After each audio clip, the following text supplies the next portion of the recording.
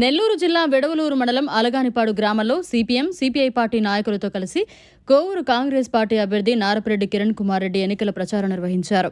ఈ సందర్భంగా విచ్చేసిన నారపరెడ్డి కిరణ్ కుమార్ రెడ్డికి గ్రామస్తులు ఘన స్వాగతం పలికారు.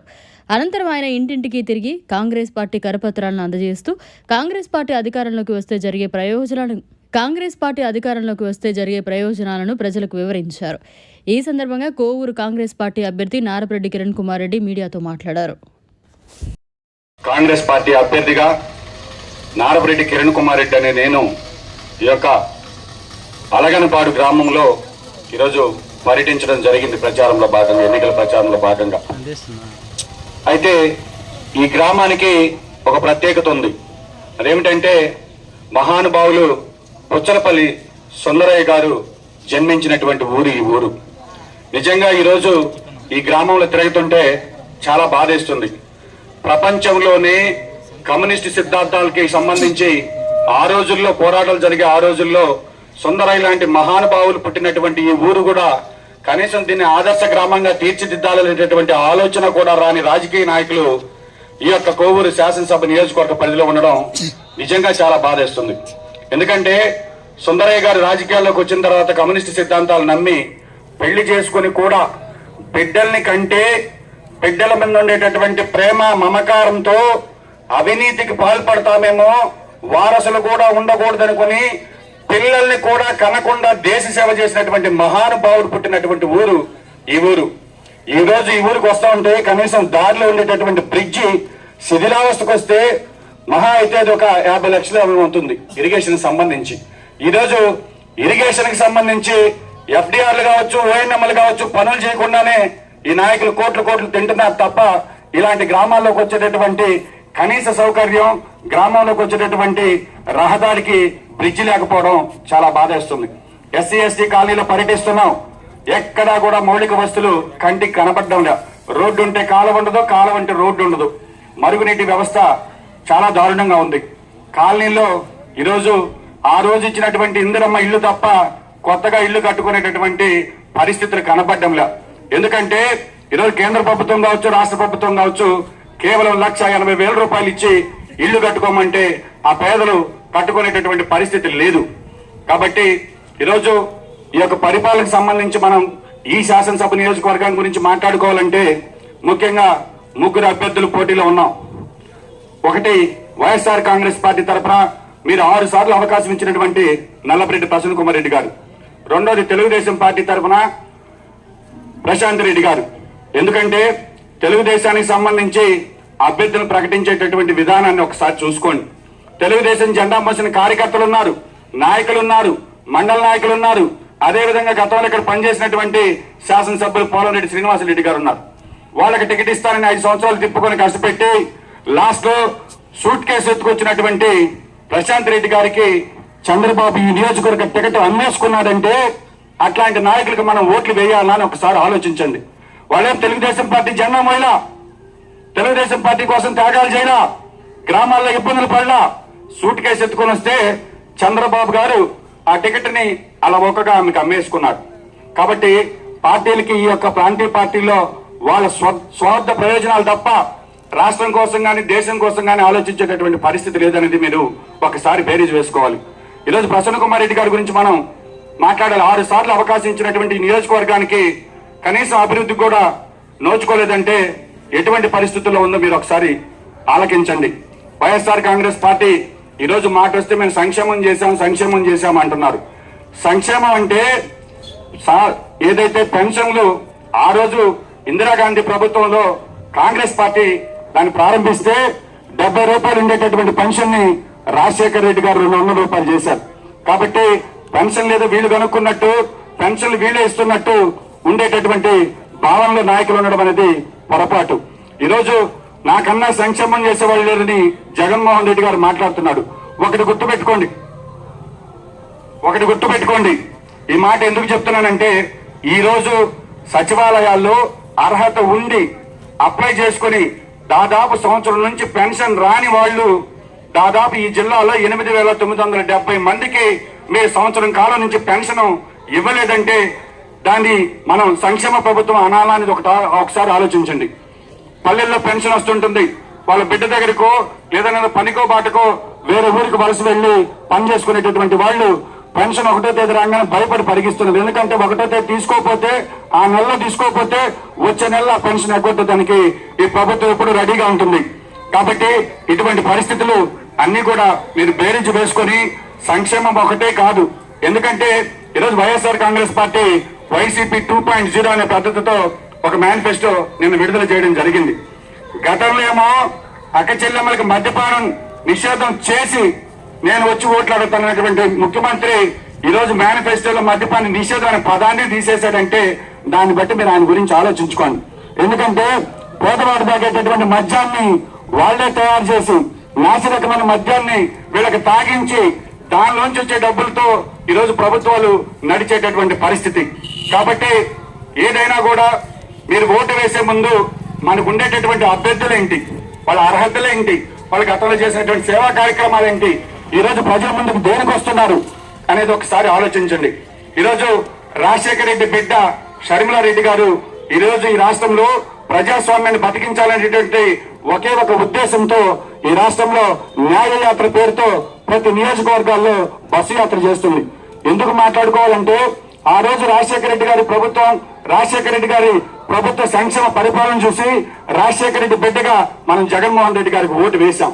ఓటు వేసిన తర్వాత ఆ రోజుల్లో రాజశేఖర రెడ్డి గారు ఈరోజు మరణించిన తర్వాత కూడా బతికించే పథకాలు ఏమైనా ఉన్నాయంటే అది ముఖ్యమైనది ఆరోగ్యశ్రీ పథకం. ఏదైతే పేదవాడు కార్పొరేట్ హాస్పిటల్లో ధనికులతో సమానంగా ఆరోగ్యం గురించి ఆలోచించి ట్రీట్మెంట్ ఇప్పించే దానికోసం ఏర్పాటు చేసినటువంటి ఆరోగ్యశ్రీ ఈరోజు కార్పొరేట్ హాస్పిటల్ ఎక్కడా లేదు. మీరు ఆ రోజు అపోలో హాస్పిటల్లో నెల్లూరులో ఆరోగ్యశ్రీ ఉంటే ఈరోజు ఉందా అని అడుగుతున్నా. ఈరోజు పెద్ద పెద్ద హాస్పిటల్లో నేను పొద్దున్న సింహపురి హాస్పిటల్కి పోయొచ్చు ఒక పేషెంట్కి బాగలేకపోతే, అక్కడ కార్డియాలజీకి తప్ప మిగతా ఏ వ్యాధులకి ఆరోగ్యశ్రీ లేదనేటటువంటి పరిస్థితి. కాబట్టి రాజశేఖర రెడ్డి గారిని చిరస్మరణీయుడిగా బతికించిన ఆరోగ్యశ్రీ పథకాన్ని కూడా నాశనం చేసిన ఘనుడు జగన్మోహన్ రెడ్డి గారిని మీరు ఒకసారి గుర్తుపెట్టుకోవాలి.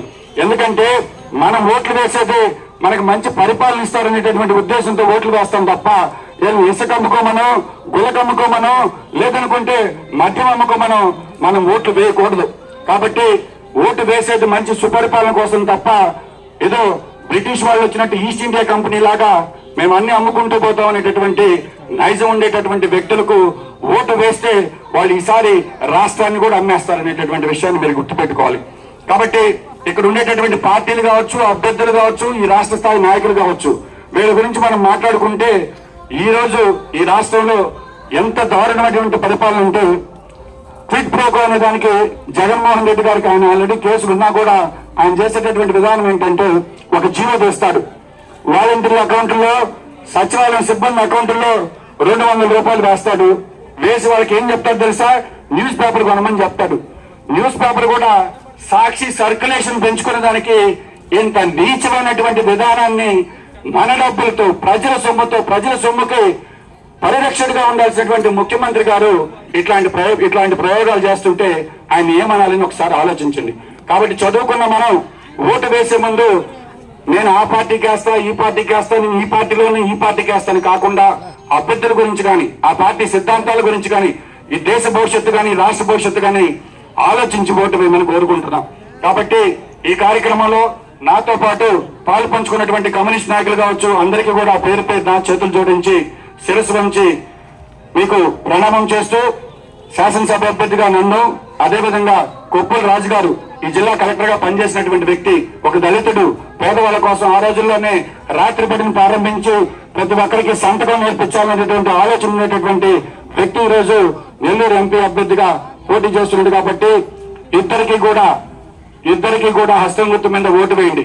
హస్తం గుర్తుకు సంబంధించి సమయాభావం వల్ల నేను ఏదైనా ప్రతి గడపకి రాలేకపోయినప్పటికీ కూడా ప్రతి ఇంటికి కూడా నా ద్వారా ఈ కరపత్రాన్ని కాంగ్రెస్ పార్టీ కార్యకర్తలు ప్రతి గడపకు కూడా చేస్తారు. ఈ కరపత్రంలో కాంగ్రెస్ పార్టీ సంబంధించినటువంటి మేనిఫెస్టో ఉంటుంది. ఏదైతే రైతులకు 2 లక్షల వరకు రుణమాఫీ, పెట్టుబడి మీద 50%, స్వామినాథన్ సిఫారసుల మేరకు 50% మద్దతు ధర, అదేవిధంగా మొదటి సంవత్సరం కేంద్రం ద్వారా భర్తీ చేయాల్సినటువంటి ఉద్యోగాలు, రాష్ట్రంలో ఉండేటటువంటి 2.3 లక్షల ఖాళీల ఉద్యోగాల్ని భర్తీ చేస్తామని చెప్పి తెలియజేస్తున్నాం. ముఖ్యంగా ప్రత్యేక హోదా ప్రత్యేక హోదా ఆ రోజు ఆంధ్ర రాష్ట్రానికి సంజీవిని, దానికోసం ఉద్యమాలు చేసినటువంటి వ్యక్తి జగన్మోహన్ రెడ్డి గారు నాకు 25 మంది ఎంపీలను ఇస్తే కేంద్రం మెడలు వంచుతున్నాడు, ఈయన మెడలు వంచుకుని మోడీ దగ్గర నిలబడుకున్నాడు. కాబట్టి ప్రత్యేక హోదా వస్తేనే ఏదైతే ఈ రాష్ట్రం విడిపోయిందో, పరిశ్రమలు లేవు, రాయితీలు లేకపోతే పరిశ్రమలు రావు, పరిశ్రమలు రాకపోతే బిడ్డలకు ఉద్యోగాలు రావు. కాబట్టి ఖచ్చితంగా ఈ రాష్ట్రం బాగుపడాలంటే ప్రత్యేక హోదా వస్తేనే బాగుపడుతుంది. అది ఇండియా కూటమి అధికారంలోకి రాగానే 10 సంవత్సరాలు ఈ ఆంధ్రప్రదేశ్ కి ప్రత్యేక హోదా ఇస్తానని రాహుల్ గాంధీ గారు స్వయాన మనకి గ్యారంటీల రూపంలో ఆంధ్రప్రదేశ్ మేనిఫెస్టోలో పెట్టడం జరిగింది. అదేవిధంగా పెన్షన్, ఏదైతే పెన్షన్ ఈ రోజు 3,000 ఉందో దాన్ని 4,000 రూపాయలు చేస్తాం, వికలాంగులకైతే 6,000 రూపాయలు చేస్తామని చెప్పి తెలియజేసుకుంటున్నాం. ముఖ్యంగా కాంగ్రెస్ పార్టీ పేదల పార్టీ. ఆ రోజుల్లోనే కరువు వచ్చి పనులు లేక తిండికి అల్లాడుతుండేటటువంటి రోజుల్లో ఉపాధి హామీ పథకాన్ని తీసుకొచ్చినటువంటి పార్టీ కాంగ్రెస్ పార్టీ. ఉపాధి హామీ పథకం తీసుకొచ్చింది కానీ దాని కూలి, కష్టం చేసే వాళ్ళ కూలి పెంచాలని ఎవ్వరికి కూడా ఆలోచన రాలా. ఈ రోజు ఇచ్చేటటువంటి కూలి సరిపోదు, అందుకని ఉపాధి హామీ పథకంలో ఇచ్చేటటువంటి కరువు పని కూలి 400 రూపాయలు చేస్తూ కాంగ్రెస్ పార్టీ మీకు హామీ ఇస్తుంది. ఈ విధంగా ఈ రాష్ట్రం కోసం కావచ్చు, ఈ దేశం కోసం కావచ్చు, మహిళల కోసం కావచ్చు, ఏదైతే ధరాభారం పెరిగి ఈ రోజు ఇంట్లో వంట సరుకులు కూడా ఇబ్బంది పడేటటువంటి పేదలకి, ప్రతి మహిళకి కుటుంబంలో 8,300 రూపాయలు నెలకి చొప్పున సంవత్సరానికి 1,00,000 రూపాయలు కాంగ్రెస్ పార్టీ మీకు అకౌంట్ లో వేయడం జరుగుతుంది. కాబట్టి ఇవన్నీ ఒకసారి మేనిఫెస్టో ఆలోచించండి, అభ్యర్థుల యొక్క గుణగణాల గురించి తెలుసుకోండి, అర్హతలు తెలుసుకోండి, పార్టీ విధానాలు తెలుసుకోండి. ఓటు వేసే ముందు ఒక్కసారి ఆలోచించి హస్తం గుర్తు మీద మీ ఓటు వేసి మమ్మల్ని దీవించాలని కోరుకుంటూ ఈ అవకాశం ఇట్లాంటి గ్రామానికి వచ్చినటువంటి అలగనపాటి ప్రజలకు అందరికీ కూడా మండు టెండలో నా కోసం నడిచిన ప్రతి ఒక్కరికి పేరు పేరున కృతజ్ఞతలు తెలియజేసుకుంటూ ఖచ్చితంగా కాంగ్రెస్ పార్టీ అభ్యర్థిగా నన్ను ఆశీర్వదించండి. ఈ గ్రామాన్ని ఆదర్శ గ్రామంగా తీర్చిదిద్ది సుందరయ్య గారికి ఆత్మశాంతి కలిగిస్తారని మాటిస్తూ ఈ అవకాశం ఇచ్చిన అందరికీ కూడా పేరు పేరున చేతులు జోడించి శిరస్సు నుంచి నమస్కరిస్తూ కృతజ్ఞతలు తెలియజేస్తుంటున్నాను. జై కాంగ్రెస్. సుమారుగా 28 పార్టీలు కలిసి బీజేపీకి వ్యతిరేకంగా పోరాటం చేస్తా ఉన్నాయి. బీజేపీకి వ్యతిరేకంగా ఎందుకు పోరాటం చేస్తా ఉన్నామంటే రైతులకి అన్యాయం చేస్తా ఉంది, యువతకి 2 కోట్ల ఉద్యోగాలు ఇస్తానని ఉద్యోగాలు ఇవ్వకుండా మోసం చేస్తా ఉంది, మన రాష్ట్రానికి ప్రత్యేక హోదా ఇస్తానని చెప్పి ప్రత్యేక హోదా ఇవ్వకుండా మోసం చేస్తా ఉంది. కాబట్టి మనం రైతులు బాగుపడాలన్నా, యువత బాగుపడాలన్నా, మహిళలకు రక్షణ కావాలన్నా, ప్రాణమాన రక్షణ కావాలన్నా కూడా బీజేపీ ఓడిపోవాలా. బీజేపీ స్థానంలో అన్ని వర్గాలని, అన్ని కార్మికులకి, కర్షకులకి మేలు చేసే కూటమి రావాలని ఒక ప్రధాన ఉద్దేశంతో ఈ కూటమిగా ఏర్పడి ఎన్నికల్లో మేము ముందుకు వస్తా ఉన్నాం. అందులో భాగంగా ఏ బీజేపీ తోటి ఈ రాష్ట్రంలో తెలుగుదేశం వంతపడతా ఉంది. అదేవిధంగా వైసీపీ కూడా తగుదనమాట ప్రభుత్వానికి, బీజేపీ ప్రభుత్వానికి వంతపడుతుంది. కాబట్టి ఈ రాష్ట్రంలో తెలుగుదేశం ఎందుకు వాళ్ళతో పొత్తు పెట్టుకున్నారో చెప్పాలా, అదేవిధంగా వైసీపీ కూడా వాళ్ళకి ఎందుకు అంటగాగుతున్నారు, వాళ్ళతో ఎందుకు స్నేహం చేస్తున్నారు, మన రాష్ట్రానికి ద్రోహం చేసినటువంటి బీజేపీని ఎందుకు ఈ రాష్ట్రానికి తీసుకొస్తున్నారు, ఈ 2 పార్టీలు చెప్పాలా. అందుకనే బీజేపీని ఓడించండి, బీజేపీ తోటి వంతపడే తెలుగుదేశాన్ని, వైసీపీని ఓడించమని, అదేవిధంగా ఇండియా కూటమిలో భాగమైనటువంటి కాంగ్రెస్ పార్టీ అభ్యర్థి నారపరెడ్డి కిరణ్ కుమార్ రెడ్డి గుర్తు హస్తం గుర్తుకు ఓటేసి ఆ కూటమిని గెలిపించమని మేము సిపిఎం పార్టీగా కోరుతూ ఈ ర్యాలీలో పాల్గొన్నాం. ఈ మండలంలో ఉన్నటువంటి కమ్యూనిస్టులు, సానుభూతి పరులు అందరూ కూడా హస్తం గుర్తుకు ఓటేసి బీజేపీ ప్రభుత్వాన్ని, బీజేపీకి వంతపడుతున్నటువంటి తెలుగుదేశం, వైసీపీని ఓడించమని కోరుతా ఈ ర్యాలీలో పాల్గొంటున్నాం. భవిష్యత్తులో కూడా కిరణ్ కుమార్ రెడ్డి గుర్తు హస్తం గుర్తుకు ఓటేసే విధంగా అన్ని గ్రామాల్లో, అన్ని మండలాల్లో మా ప్రచారం సాగుతుంది. ఏ విధంగా అయితే పేద ప్రజలకి అండగా ఉంటారో, ఎవరైతే కౌలు రైతులకు అండగా ఉంటారో, ఎవరైతే రైతాంగానికి అండగా ఉంటారో వాళ్ళకే మా మద్దతు ఉంటుంది. కాబట్టి గమనించి ఈ గ్రామంలో కూడా ప్రతి ఒక్కరు విశిక్షణతో ఆలోచించి మే 13వ తేదీ జరిగేటువంటి ఎన్నికల్లో ఎమ్మెల్యే అభ్యర్థిగా కిరణ్ కుమార్ రెడ్డి హస్తం గుర్తు, అదేవిధంగా పార్లమెంట్ కి కొప్పోలు రాజు గారు మన కలెక్టర్ గారు ఉండారు. 4 సంవత్సరాలు మన జిల్లాలో కలెక్టర్ గా ఉండి మన పేద ప్రజలకి అక్షరాస్యత ఉద్యమంలో గానీ, సారా వ్యతిరేక ఉద్యమంలో గానీ పేదల పక్షాన్ని నిలబడినటువంటి అధికారి, మంచి అధికారి. ఆయన ఈ రోజు మనకు పార్లమెంట్ కు పోటీ చేస్తా ఉన్నాడు. ఆయన గుర్తు హస్తం గుర్తు. మరిన్ని అప్డేట్స్ కోసం మన HN9 టీవీ ఛానల్ ని సబ్స్క్రైబ్ చేసుకోండి.